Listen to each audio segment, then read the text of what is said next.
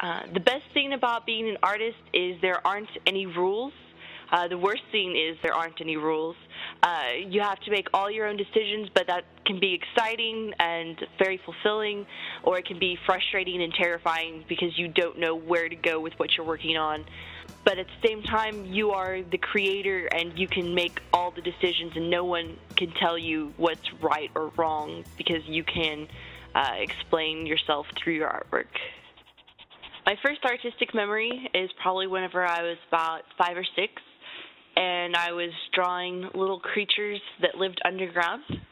And I remember telling my mom that they were called earthoins, and I was very concerned that whenever they were going to be made into a television show that they'd be mistaken for tenderloins.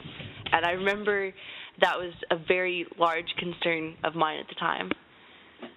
I think that my art reflects my life in a way. It is how I communicate, and so my personal ideas and the way I view the world. In the fall of 2008, I felt like giving up.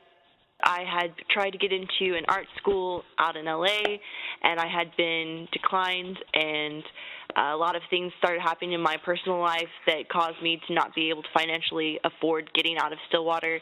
I stopped going to school because I couldn't afford it, and I really thought that that was the end, that I wasn't going to get back into school. Thankfully, a year and a half later, I was able to financially afford to get back into school, and I'm confident now that I will graduate and become a successful artist.